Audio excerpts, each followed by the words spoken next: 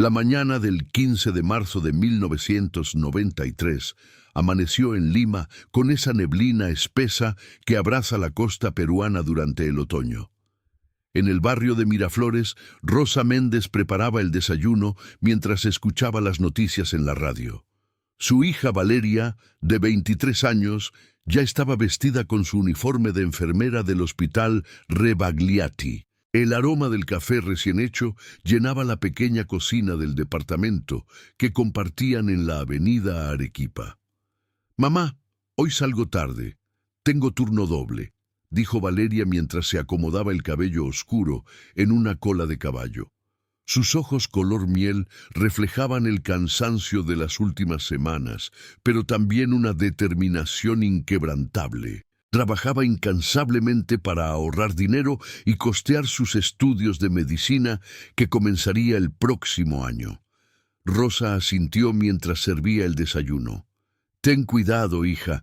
Las calles están cada vez más peligrosas con todo lo que está pasando». Se refería a la violencia que había marcado al Perú durante esos años difíciles, aunque Lima parecía relativamente tranquila aquella mañana de marzo. Antes de continuar con esta historia, me gustaría pedirte que te suscribas al canal, si aún no lo has hecho, y déjanos un comentario contándonos desde qué parte del mundo nos estás viendo. Tu apoyo significa mucho para nosotros y nos ayuda a seguir trayendo estas historias. Valeria tomó su bolso beige, besó a su madre en la mejilla y salió del departamento. Era la última vez que Rosa vería a su hija. Cuando cayó la noche y Valeria no regresó, Rosa llamó al hospital. Le informaron que su hija había terminado su turno a las 5 de la tarde, como estaba programado. Nadie más la había visto después de eso. La desesperación se apoderó de Rosa. Llamó a los amigos de Valeria, a sus compañeros de trabajo, recorrió los hospitales y las comisarías de Lima. Durante las primeras 48 horas, la policía le dijo que esperara, que las jóvenes a veces se van sin avisar, que regresaría pronto, pero Rosa conocía a su hija. Valeria nunca haría algo así. Era responsable, cariñosa, siempre avisaba dónde estaba. Al tercer día, Rosa presentó formalmente la denuncia por desaparición. El detective asignado al caso, Mario Saldaña, era un hombre de unos 50 años, con el rostro marcado por décadas de trabajo policial. Tomó nota de cada detalle que Rosa podía proporcionar. La ropa que Valeria llevaba ese día, sus rutinas, sus amistades, cualquier cosa que pudiera ser relevante. «Señora Méndez, voy a ser honesto con usted», dijo Saldaña mientras cerraba su libreta. «En estos tiempos las desapariciones son complicadas. Hay muchos factores en juego. Pero le prometo que haremos todo lo posible por encontrar a su hija». Las semanas se convirtieron en meses. Rosa pegó carteles con la fotografía de Valeria en cada poste de luz, en cada tienda, en cada iglesia de Lima. La imagen de su hija sonriendo, con su uniforme blanco, se volvió familiar en las calles de Miraflores, Barranco y San Isidro. Algunos vecinos se detenían a consolarla, otros apartaban la mirada, incómodos ante el recordatorio de que algo terrible podía sucederle a cualquiera. El detective Saldaña investigó las últimas horas de Valeria. Habló con sus compañeras del hospital, quienes confirmaron que había salido sola después de su turno. Revisó las cámaras de seguridad de las tiendas cercanas al hospital, pero la calidad de las grabaciones era pésima y no mostraba nada concluyente. Entrevistó a los conductores de los autobuses que pasaban por esa ruta, a los vendedores ambulantes, a cualquiera que pudiera haber estado en la zona ese día. Un testigo, un vendedor de periódicos llamado Ernesto, recordaba haber visto a una joven que coincidía con la descripción de Valeria esperando en la parada de autobús frente al hospital. Estaba sola, mirando hacia la calle como esperando a alguien, dijo Ernesto. Después un auto se detuvo. Ella se acercó a la ventanilla como si conociera al conductor y se subió. Pensé que era alguien que la estaba recogiendo. Esta información le dio a Saldaña una nueva línea de investigación. ¿Quién era el conductor de ese auto? ¿Valeria lo conocía o fue engañada de alguna manera? El vendedor no recordaba el modelo exacto del vehículo, solo que era oscuro, tal vez negro o azul marino, y que parecía ser un sedán común. Rosa se aferró a esta pista como a un salvavidas. Tiene que ser alguien que conocía, le dijo a Saldaña. Valeria era precavida, no se subía a autos de extraños. Juntos hicieron una lista de todas las personas que Valeria conocía y que tenían auto. Compañeros de trabajo, vecinos, el novio de una amiga, un primo lejano. Todos fueron interrogados. Todos tenían coartadas o ninguna conexión evidente con la desaparición. El padre de Valeria, Carlos Méndez, había abandonado a la familia cuando Valeria era apenas una niña pequeña. Vivía en otra parte de Lima con su nueva familia. Cuando Rosa lo contactó para informarle sobre la desaparición de su hija, Carlos pareció genuinamente conmovido, pero admitió que no había tenido contacto con Valeria en años. Saldaña lo investigó de todas formas, pero no encontró nada que lo conectara con el caso. Mientras tanto, Rosa enfrentaba sus propias batallas. Su trabajo como secretaria en una oficina de abogados apenas le daba para pagar el alquiler y cubrir los gastos básicos. Ahora tenía que financiar la búsqueda de su hija, pagar por los carteles, por los anuncios en el periódico, por las veces que tenía que viajar a las afueras de Lima, siguiendo pistas que no llevaban a ninguna parte. Sus ahorros se evaporaron rápidamente.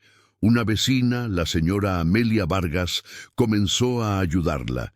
Era una mujer mayor, viuda, cuyo hijo había emigrado a España años atrás. Amelia se convirtió en el apoyo emocional que Rosa necesitaba desesperadamente. Preparaba comida para ella, la acompañaba a repartir carteles, rezaba con ella en la pequeña capilla del barrio. «No puedes rendirte, Rosa», le decía Amelia mientras caminaban por las calles de Lima bajo el sol abrasador. «Valeria está en algún lugar y la vas a encontrar. Dios no te dará una carga más pesada de la que puedes soportar». Pero la carga era cada vez más pesada, las noches eran las peores. Rosa se quedaba despierta en el departamento vacío, mirando la puerta, esperando escuchar la llave de Valeria girando en la cerradura, sus pasos en el pasillo, su voz diciendo «Mamá, ya llegué». Pero solo había silencio. El detective Saldaña siguió investigando, aunque el caso de Valeria no era el único en su escritorio. Lima en 1993 era una ciudad convulsionada.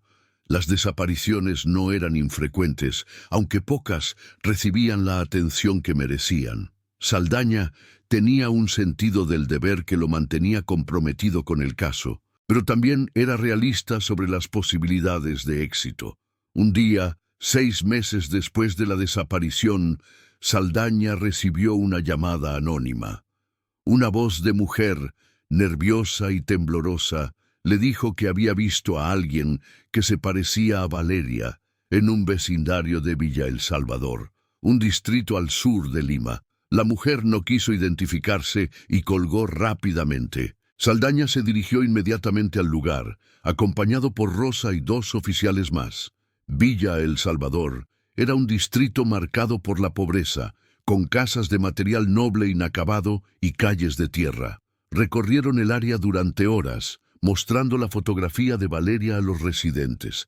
Algunos reconocían su rostro de los carteles, pero nadie la había visto en persona.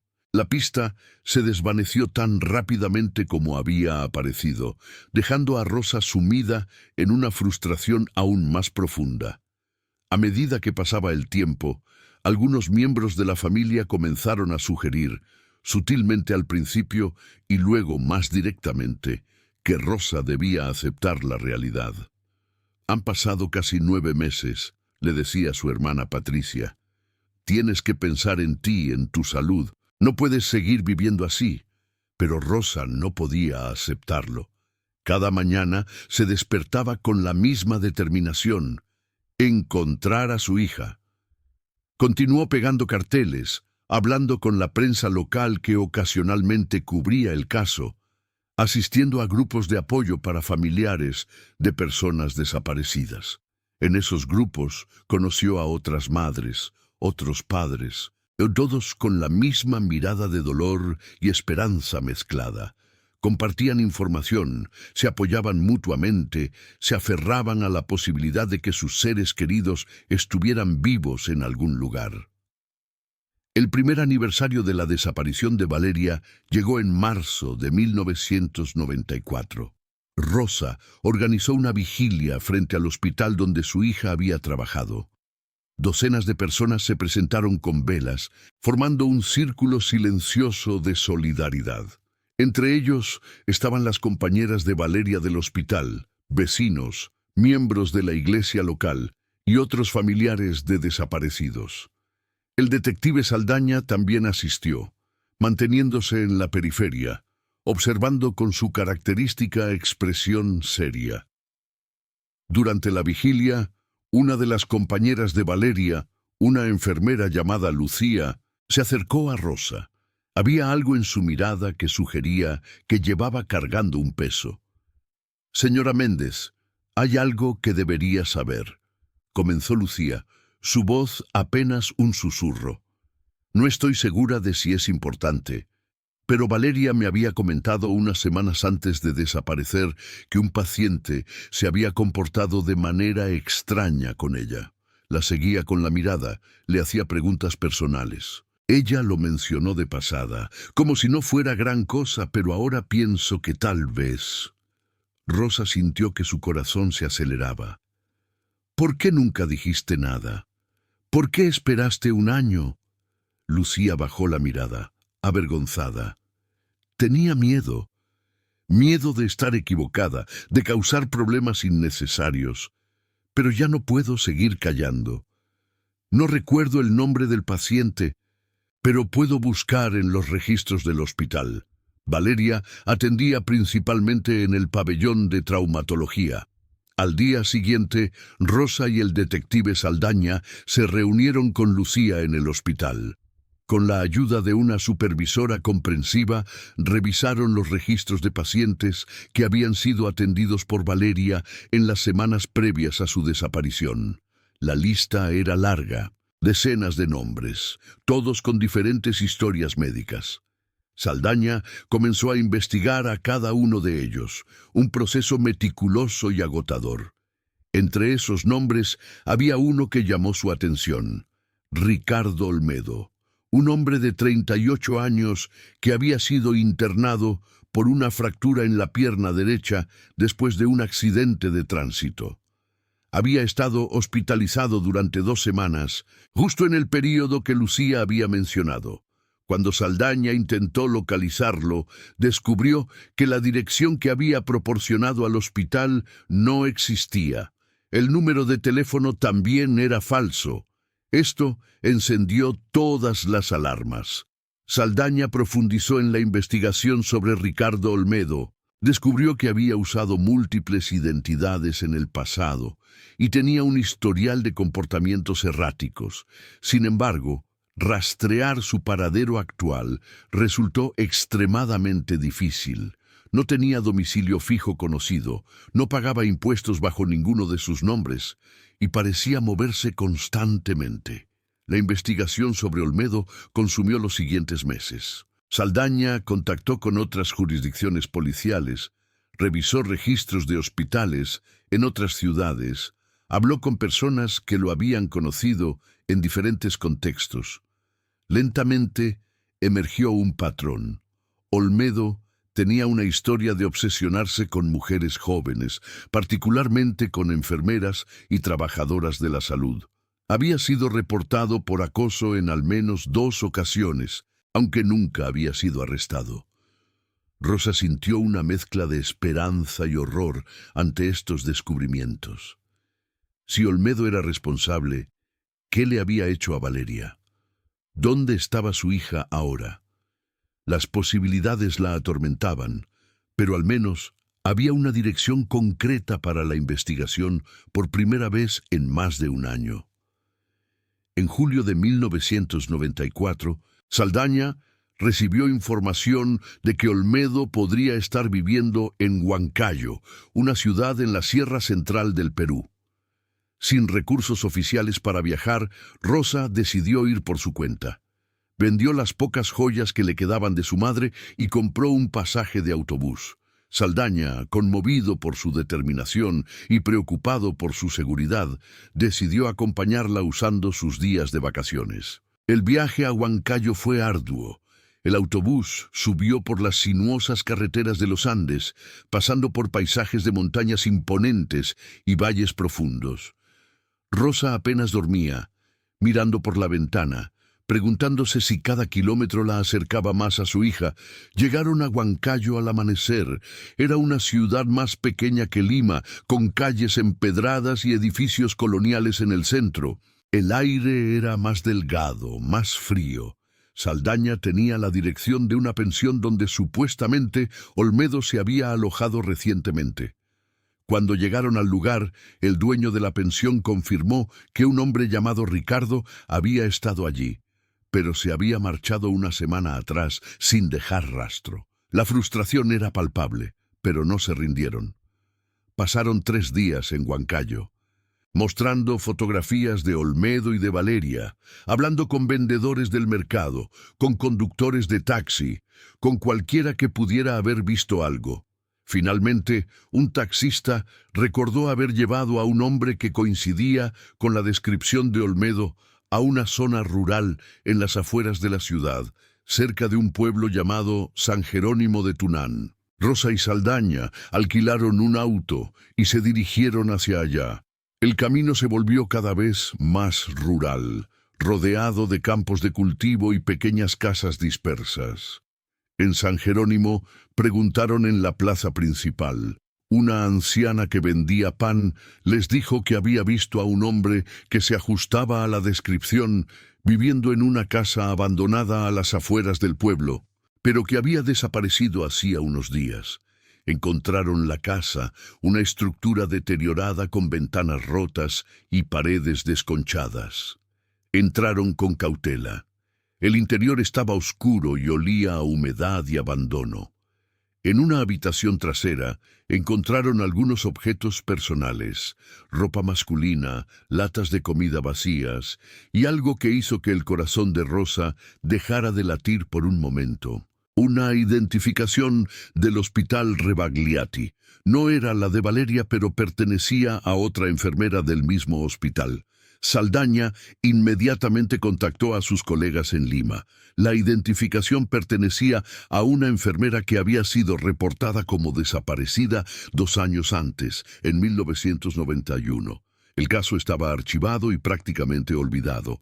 Este descubrimiento confirmaba que Olmedo era extremadamente peligroso y posiblemente responsable de múltiples desapariciones. La búsqueda de Olmedo se intensificó. Se emitieron alertas en toda la región central del Perú.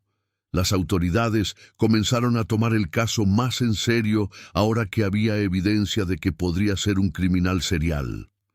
Para Rosa, esto significaba que había otras familias sufriendo lo mismo que ella, pero también que su sospecha sobre Olmedo estaba justificada. Regresaron a Lima con la esperanza renovada, pero también con un peso adicional en el corazón. Rosa no podía evitar pensar en las otras víctimas, en las otras madres que como ella esperaban respuestas que quizás nunca llegarían. Se reunió con la familia de la enfermera cuya identificación habían encontrado. Compartieron su dolor, sus historias, y formaron una alianza tácita para mantener la presión sobre las autoridades. Los meses siguientes fueron una montaña rusa emocional. Hubo momentos en que parecía que Olmedo sería capturado solo para que se escabullera nuevamente. Las pistas lo llevaron de Huancayo a Ayacucho, de Ayacucho a Cusco, de Cusco de vuelta hacia la costa. Era como perseguir un fantasma. En diciembre de 1995, casi 3 años después de la desaparición de Valeria, Olmedo fue finalmente arrestado en Arequipa después de un altercado en un bar local. Cuando fue identificado y conectado con los casos de las enfermeras desaparecidas, fue trasladado a Lima para ser interrogado. Rosa y Saldaña estuvieron presentes en las oficinas de la policía durante todo el proceso. Olmedo era un hombre de apariencia común, ni particularmente alto ni memorable. Pero había algo perturbador en sus ojos, una frialdad que hacía que Rosa sintiera escalofríos. Durante el interrogatorio, Olmedo inicialmente negó todo, pero cuando fue confrontado con la evidencia, la identificación encontrada en la casa de San Jerónimo y los testimonios de personas que lo habían visto en los lugares relevantes, su defensa comenzó a desmoronarse. Sin embargo, Olmedo no confesó directamente. Hablaba en términos vagos, con una sonrisa inquietante que sugería que disfrutaba del control que aún tenía sobre la situación. La memoria es una cosa curiosa, decía. A veces recuerdo cosas, a veces no. Depende del día.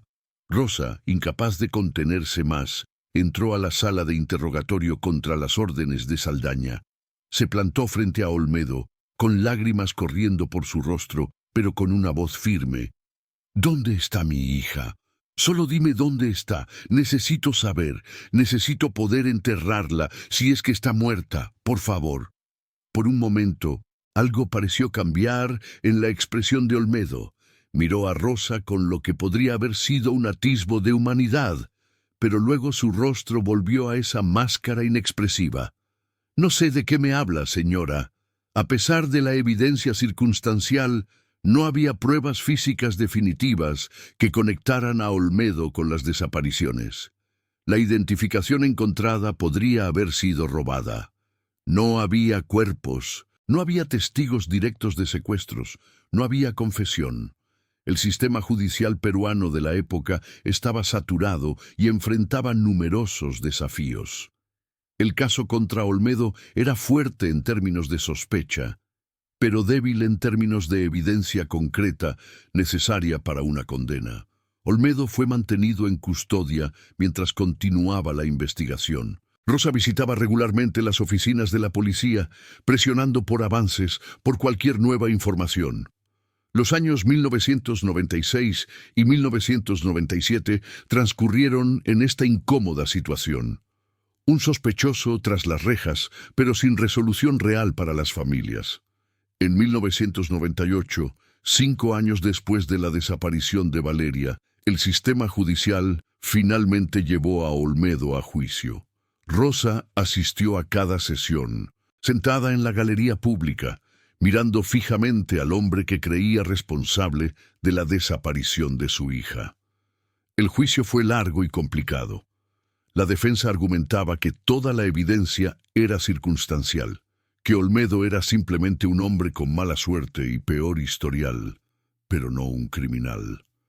La fiscalía presentó el patrón de comportamiento de Olmedo, los testimonios de las personas que lo habían visto cerca de los hospitales, la identificación encontrada y otros elementos que sugerían fuertemente su culpabilidad. Pero sin evidencia física o confesión, el caso dependía de que el juez conectara los puntos de manera convincente. Durante el juicio, algo inesperado sucedió.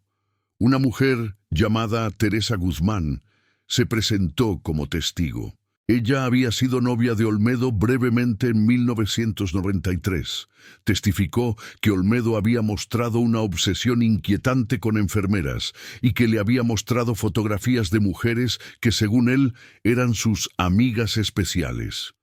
Teresa había terminado la relación cuando el comportamiento de Olmedo se volvió demasiado controlador y extraño. Uno de los detalles más perturbadores de su testimonio fue que Olmedo le había dicho que algunas personas necesitan desaparecer para encontrar su verdadero propósito.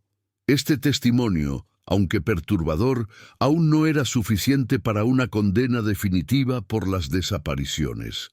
Sin embargo, sumado a todo lo demás, pintaba un retrato claro del tipo de persona que era Olmedo. El juez finalmente dictó sentencia. Olmedo fue condenado a 18 años de prisión por acoso agravado y asociación criminal, aunque no pudo ser condenado directamente por las desapariciones debido a la falta de evidencia contundente. Para Rosa, esta sentencia fue tanto un alivio como una decepción.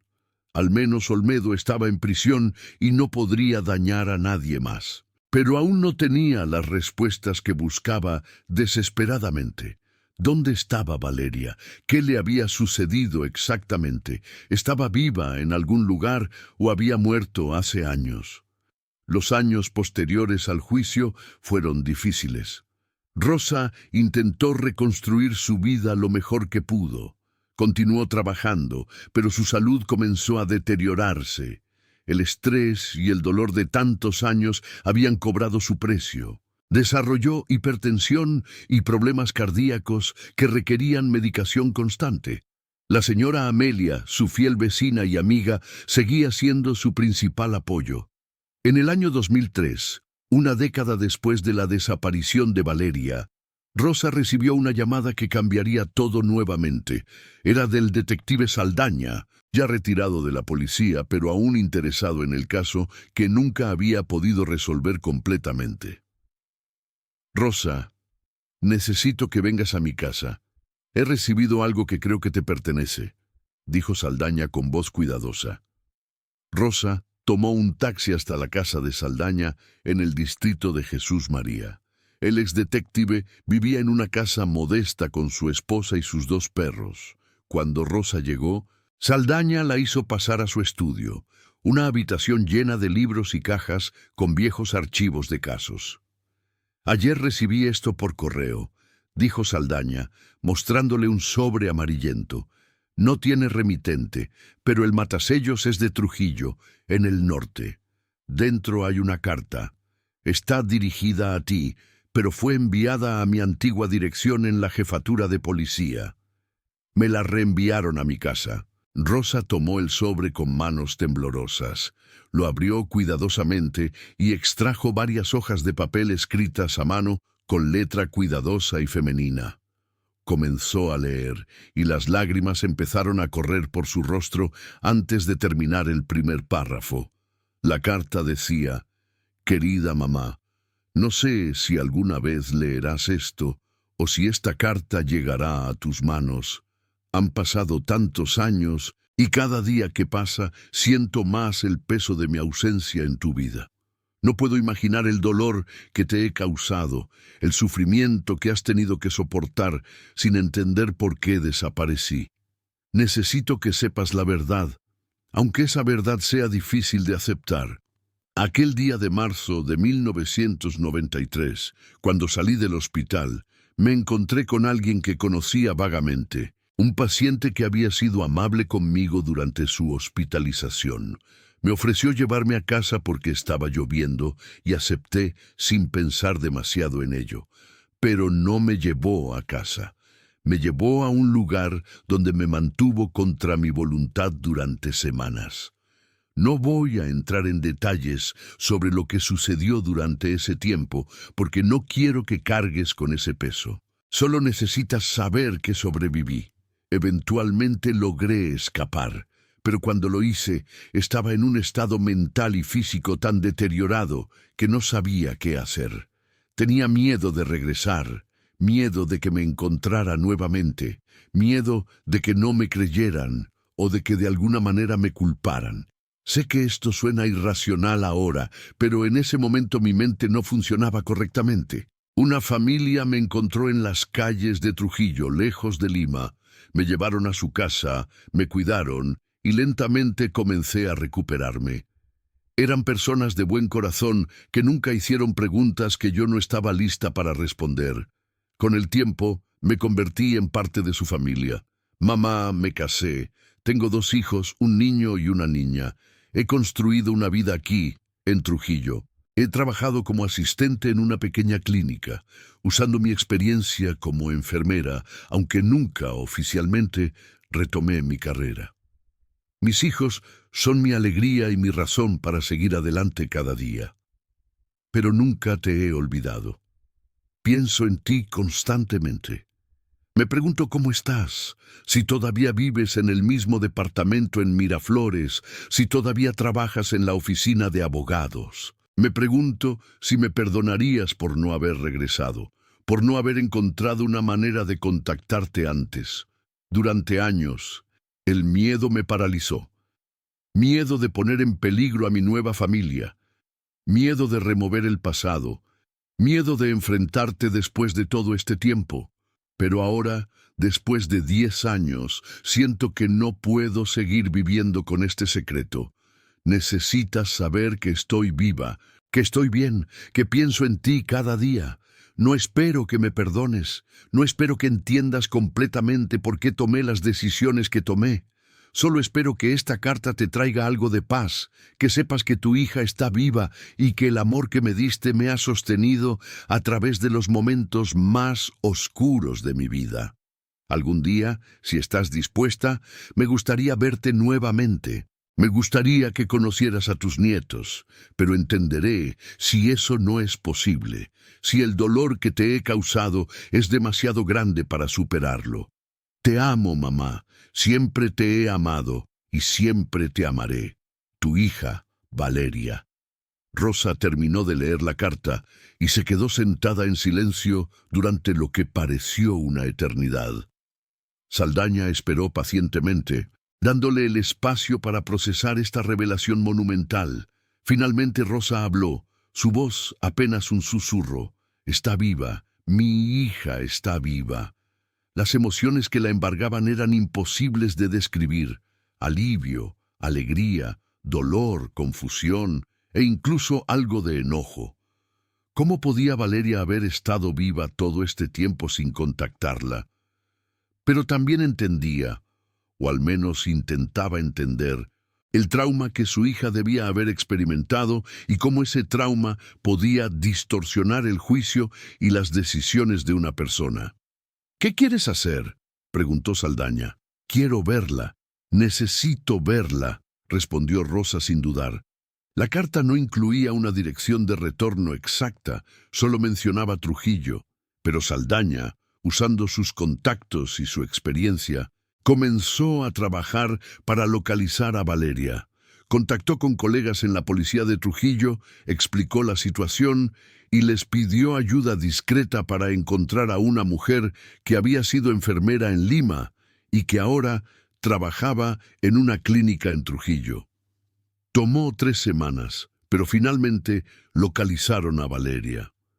Trabajaba en una pequeña clínica en el distrito de La Esperanza, en las afueras de Trujillo.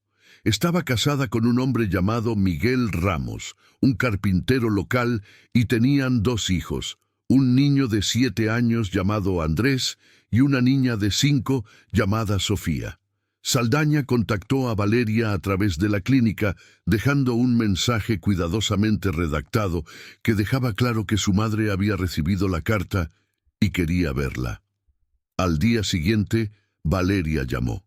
La conversación con Saldaña fue emotiva y llena de lágrimas. Acordaron que Rosa viajaría a Trujillo el siguiente fin de semana. El viaje en autobús desde Lima hasta Trujillo duró aproximadamente 10 horas. Rosa no pudo dormir nada durante el trayecto. Su mente era un torbellino de pensamientos y emociones. ¿Cómo sería ver a Valeria después de una década? ¿Cómo había cambiado su hija? ¿Podrían reconectarse después de tanto tiempo y tanto dolor? La señora Amelia insistió en acompañarla. «No vas a hacer este viaje sola», había dicho con firmeza. Rosa agradeció la compañía y el apoyo de su amiga, quien había estado a su lado durante los años más difíciles. Llegaron a Trujillo en una soleada mañana de sábado. La ciudad norteña tenía un carácter diferente a Lima, más relajada, con edificios coloniales coloridos y un centro histórico encantador. Pero Rosa apenas notaba el entorno. Su mente estaba completamente enfocada en el encuentro que estaba por venir. Habían acordado reunirse en un pequeño parque cerca de la plaza de armas. Cuando Rosa y Amelia llegaron al lugar, Rosa vio a una mujer sentada en una banca, mirando nerviosamente a su alrededor. Incluso después de 10 años, reconoció a su hija instantáneamente. Valeria había madurado. Su rostro mostraba los años vividos, pero sus ojos color miel eran inconfundibles. Valeria se puso de pie cuando vio a su madre. Por un momento, ambas se quedaron inmóviles, separadas por apenas unos metros, pero por un abismo de tiempo y experiencias. Luego, como si una represa se hubiera roto, ambas corrieron una hacia la otra y se abrazaron. No hubo palabras al principio, solo lágrimas y abrazos. Rosa tocaba el rostro de su hija como para asegurarse de que era real, de que no era un sueño del que despertaría con el corazón roto nuevamente. Valeria sollozaba en los brazos de su madre, repitiendo una y otra vez, lo siento tanto. Finalmente, cuando las emociones iniciales comenzaron a calmarse, se sentaron en la banca. Valeria tomó las manos de su madre entre las suyas. «Sé que tengo mucho que explicar», comenzó.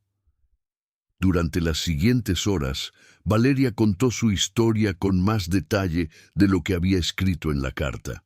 Describió cómo Ricardo Olmedo, el paciente del hospital, la había engañado para subirse a su auto aquel día de marzo. Cómo la había llevado a una casa aislada en las afueras de Lima, donde la mantuvo cautiva durante casi 2 meses. El trauma de ese periodo era evidente en su voz temblorosa y en las lágrimas que no podía contener. Cada día pensaba que iba a morir, explicó Valeria, pero algo dentro de mí se aferraba a la vida, a la esperanza de verte nuevamente, mamá. Una noche, Olmedo había bebido demasiado y se quedó dormido sin cerrar adecuadamente la puerta. Logré escapar. Caminé durante horas en la oscuridad hasta que llegué a una carretera. Un camionero se apiadó de mí y me llevó hacia el norte. Me dejó en Trujillo porque era su destino. Estaba tan traumatizada, tan confundida, que no pensaba con claridad. Valeria había vivido en las calles de Trujillo durante varios días hasta que la familia Ramos la encontró. Carlos Ramos, el padre de Miguel, era un hombre mayor que vendía frutas en el mercado. Vio a Valeria desorientada y claramente en necesidad de ayuda. Junto con su esposa, María, llevaron a Valeria a su humilde casa y la cuidaron sin hacer preguntas. Les había dicho que había huido de una situación de violencia doméstica, lo cual no estaba lejos de la verdad. La familia Ramos me salvó la vida de muchas maneras, continuó Valeria. Me dieron un lugar donde sanar, donde reconstruirme. Conocí a Miguel poco después. Él era paciente y amable y no presionaba por respuestas que yo no estaba lista para dar. Nos enamoramos lentamente. Cuando me propuso matrimonio, sentí que tenía la oportunidad de empezar de nuevo, pero también sentía una culpa tremenda por no haber contactado contigo. Rosa escuchaba con atención, con lágrimas corriendo constantemente por su rostro. Parte de ella quería gritar, expresar el dolor de todos esos años de incertidumbre y búsqueda desesperada. Pero otra parte, la parte maternal que siempre pondría el bienestar de su hija primero, solo sentía alivio de que Valeria estuviera viva y aparentemente en un buen lugar. «¿Por qué no me contactaste antes?», preguntó Rosa finalmente, con voz suave, pero con una necesidad genuina de entender. Valeria cerró los ojos, las lágrimas apretadas entre sus párpados. «Tenía miedo, mamá. Miedo de que Olmedo me encontrara si regresaba a Lima o si hacía contacto de alguna manera. Después de que nacieron mis hijos, ese miedo se multiplicó.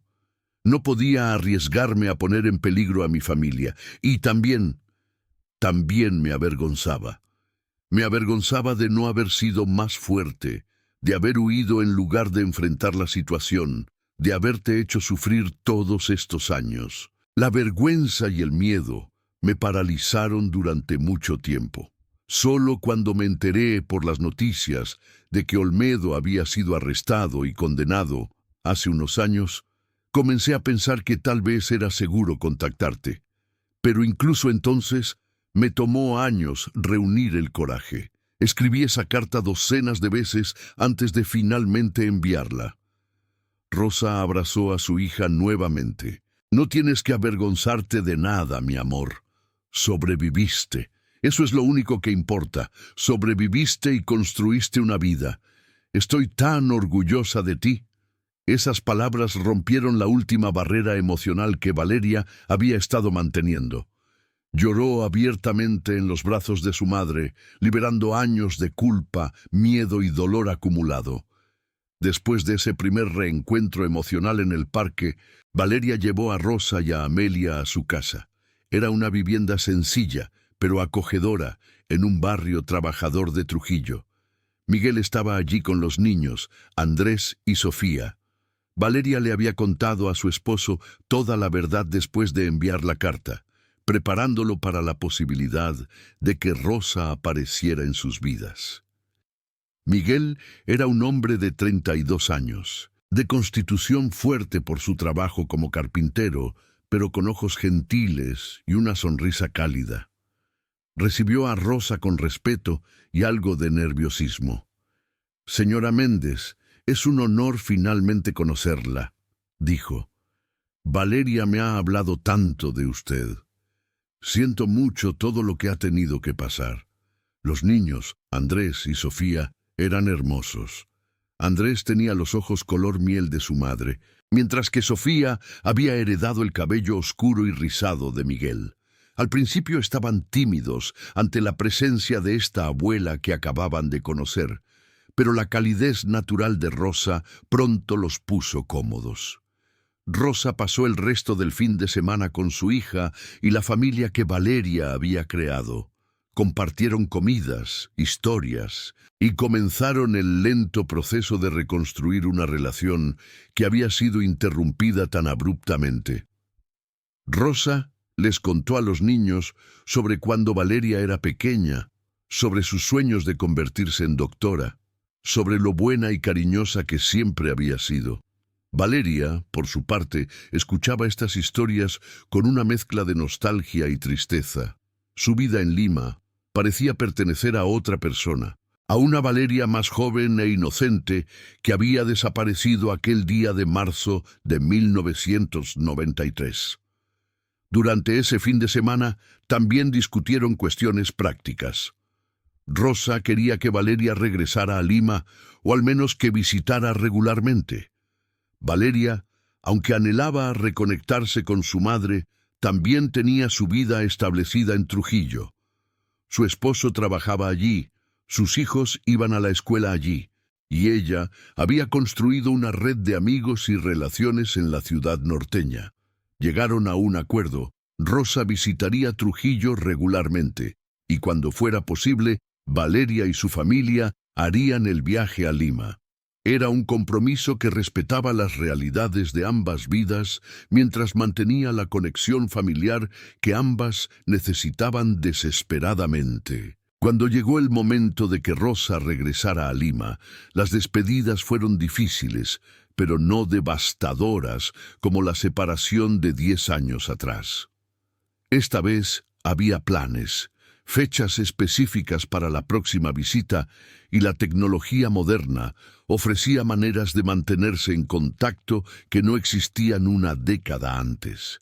En el autobús de regreso a Lima, Rosa reflexionaba sobre todo lo que había sucedido. La señora Amelia, sentada a su lado, notó la expresión contemplativa de su amiga. «¿En qué piensas?», preguntó suavemente.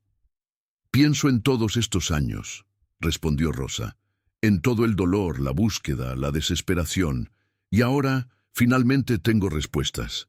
Mi hija está viva, tiene una familia, es feliz, o al menos está en camino a la felicidad, Parte de mí está enojada por todos esos años perdidos, por todo el sufrimiento innecesario, pero la mayor parte de mí solo siente gratitud, gratitud de que Valeria sobreviviera, de que encontrara gente buena que la ayudara, de que construyera una vida. Y ahora tienes nietos, agregó Amelia con una sonrisa. 2 hermosos nietos que llevarán adelante el legado de tu familia. Rosa sonrió. Una sonrisa genuina que no había sentido en años. Sí, tengo nietos, y aunque no puedo recuperar los años perdidos, puedo estar presente para los años que vienen. De regreso en Lima, Rosa tuvo la difícil tarea de contarle a todos lo que había descubierto. Su familia, sus amigos, los compañeros del grupo de apoyo para familiares de desaparecidos, y todos reaccionaron con una mezcla de alegría y sorpresa. Muchos no podían creer que después de tanto tiempo hubiera un final feliz, o al menos un final que no fuera la peor de las pesadillas. El detective Saldaña, quien había jugado un papel tan crucial en mantener vivo el caso durante todos esos años, se sintió profundamente conmovido por el desenlace.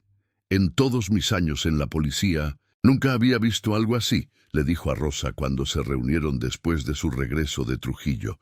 La mayoría de estos casos no terminan bien. Me alegra tanto que este sea diferente.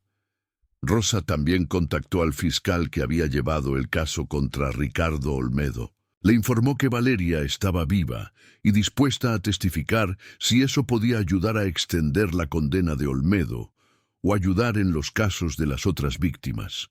El fiscal le agradeció la información y le explicó que aunque la condena de Olmedo no podía ser cambiada retroactivamente, el testimonio de Valeria podría ser crucial si surgían nuevos casos o evidencias relacionadas con él. Valeria, desde Trujillo, también tuvo que procesar todo lo que había sucedido. El reencuentro con su madre había sido catártico, pero también había removido muchos traumas que había estado tratando de enterrar. Con el apoyo de Miguel y con la ayuda de un terapeuta local, comenzó a trabajar seriamente en su salud mental, enfrentando finalmente el trauma de su secuestro y los años de culpa que había cargado. Durante los meses siguientes, Rosa viajaba a Trujillo una vez al mes. Cada visita fortalecía el vínculo entre madre e hija y entre Rosa y sus nietos. Andrés y Sofía comenzaron a llamarla Abuela Rosa y esperaban ansiosamente sus visitas. Rosa les llevaba regalos, les leía cuentos y llenaba el vacío de años perdidos con amor y presencia constante. En una de esas visitas, durante una cena familiar, Miguel compartió algo que había estado pensando. Señora Rosa, Valeria y yo hemos estado hablando. Hemos estado considerando la posibilidad de mudarnos a Lima. No ahora mismo, pero tal vez en un par de años cuando los niños sean un poco mayores y yo pueda establecer mi negocio de carpintería allá. Creemos que sería importante que los niños crezcan conociendo su historia completa, conociendo Lima, conociendo más profundamente a su familia. Rosa sintió que su corazón se hinchaba de alegría ante esta posibilidad, pero también fue cuidadosa de no presionar. Eso sería maravilloso, pero solo si es lo correcto para ustedes como familia. No quiero que sientan presión de mi parte. No es presión, respondió Valeria tomando la mano de su madre. Es simplemente reconocer que parte de mi historia, parte de mi identidad, está en Lima. Y quiero que mis hijos conozcan esa parte también. Quiero que conozcan la ciudad donde nací, donde crecí, donde tú y yo compartimos tantos momentos antes de que todo cambiara. El plan de mudanza era a largo plazo, pero el solo hecho de que existiera le daba a Rosa algo hermoso hacia qué esperar. Mientras tanto, la relación entre madre e hija continuaba sanando y fortaleciéndose con cada conversación, cada visita, cada momento compartido. Un día, casi un año después del reencuentro, Valeria le preguntó a Rosa algo que había estado rondando en su mente. «Mamá, ¿qué le pasó a nuestro antiguo departamento en Miraflores? ¿Todavía vives allí?» Rosa asintió. Sí, todavía estoy allí. Nunca pude mudarme. Era el único lugar donde sentía que todavía estabas presente, donde cada rincón tenía recuerdos de ti. Tu habitación está exactamente como la dejaste. Valeria se quedó en silencio por un momento, procesando esto.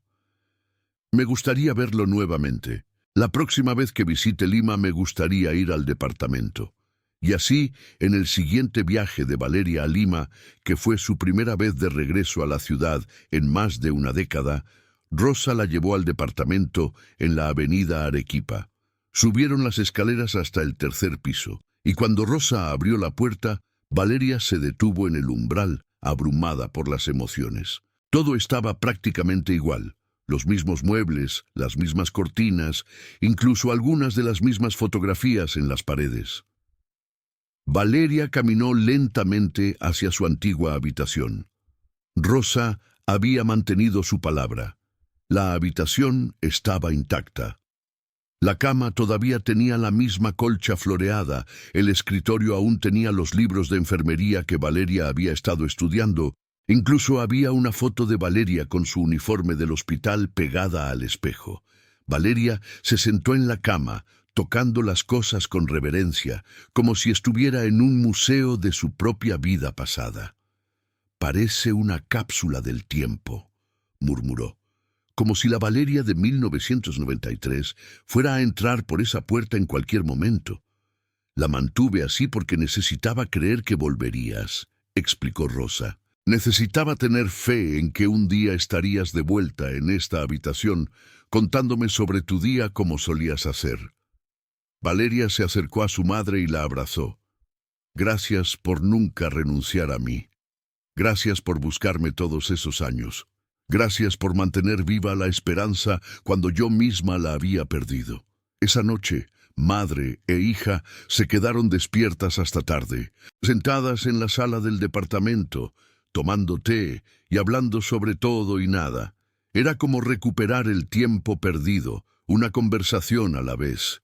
Hablaron sobre los sueños que Valeria había tenido de convertirse en doctora, sueños que la vida había desviado en una dirección diferente. Hablaron sobre los años que Rosa había pasado buscando, sobre el detective Saldaña y su dedicación, sobre la señora Amelia y su apoyo inquebrantable. También hablaron sobre el futuro. Valeria compartió sus esperanzas para sus hijos, su deseo de que tuvieran oportunidades educativas que ella no pudo aprovechar completamente. Rosa habló sobre su retiro que se acercaba, sobre cómo planeaba pasar más tiempo en Trujillo para estar cerca de sus nietos. «¿Sabes qué es lo más extraño?», dijo Valeria en un momento de la conversación. «Durante todos estos años, a veces me preguntaba si habías seguido adelante, si habías aceptado que yo probablemente estaba muerta y habías encontrado una manera de ser feliz de nuevo. Parte de mí esperaba que sí, porque no soportaba la idea de que estuvieras sufriendo por mi culpa.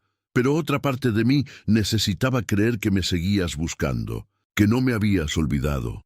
«Jamás podría olvidarte», respondió Rosa con firmeza. «Eres mi hija, mi única hija. No importa cuántos años pasen o qué obstáculos surjan, ese vínculo nunca se rompe. Nunca dejé de buscarte, nunca dejé de amarte, ni por un solo segundo». Los días que Valeria pasó en Lima durante esa visita fueron terapéuticos para ambas. Visitaron lugares que habían sido significativos en su vida compartida. La iglesia donde Valeria había hecho su primera comunión, el parque donde solían ir los domingos, incluso el hospital Rebagliati, donde Valeria había trabajado. Ese último lugar fue particularmente emotivo. Algunas de las antiguas compañeras de Valeria todavía trabajaban allí, y cuando se enteraron de que estaba viva y de visita, hubo un emotivo reencuentro lleno de lágrimas y abrazos. Lucía, la enfermera que había proporcionado la información crucial sobre Ricardo Olmedo, estaba especialmente emocionada de ver a Valeria nuevamente. «Nunca dejé de sentirme culpable por no haber dicho algo antes», confesó Lucía. Siempre me preguntaba si las cosas hubieran sido diferentes si hubiera hablado más pronto. Valeria la abrazó. No fue tu culpa, Lucía. Nada de esto fue culpa de nadie excepto de la persona que me secuestró. Hiciste lo que pudiste cuando pudiste y eso ayudó eventualmente. No cargues con esa culpa. Durante esa misma visita, Valeria también tuvo una reunión con el detective Saldaña. Fue un encuentro lleno de respeto mutuo. Saldaña le explicó en detalle todo lo que había hecho para tratar de encontrarla, todos los caminos que había seguido, todas las noches que se había quedado despierto repasando los detalles del caso. Valeria le agradeció con lágrimas en los ojos por su dedicación y por nunca tratar el caso como un simple archivo más en su escritorio. Su madre nunca se rindió, le dijo Saldaña, y eso me inspiró a mí a nunca rendirme tampoco. Casos como este te recuerdan por qué elegiste ser policía en primer lugar, para ayudar a la gente, para traer respuestas, para hacer una diferencia aunque sea pequeña. Valeria también expresó su voluntad de ayudar en cualquier investigación relacionada con Ricardo Olmedo. Aunque ya había pasado mucho tiempo y Olmedo estaba cumpliendo su sentencia, la información y el testimonio de Valeria podrían ser valiosos para cerrar otros casos o para entender mejor el patrón de comportamiento de Olmedo. Las autoridades agradecieron su disposición y tomaron su declaración formal, documentando su experiencia en detalle. Con el paso de los meses y años, la vida de Rosa y Valeria encontró un nuevo equilibrio. Las heridas no desaparecieron completamente, porque algunas cicatrices nunca lo hacen, pero sanaron lo suficiente como para permitirles vivir con alegría y esperanza en lugar de dolor constante. En 2005, 2 años después del reencuentro, Miguel finalmente estableció su negocio de carpintería en Lima con la ayuda de algunos contactos que Rosa había logrado conseguir. La familia se mudó a un barrio en las afueras de la ciudad, no muy lejos de donde Rosa vivía.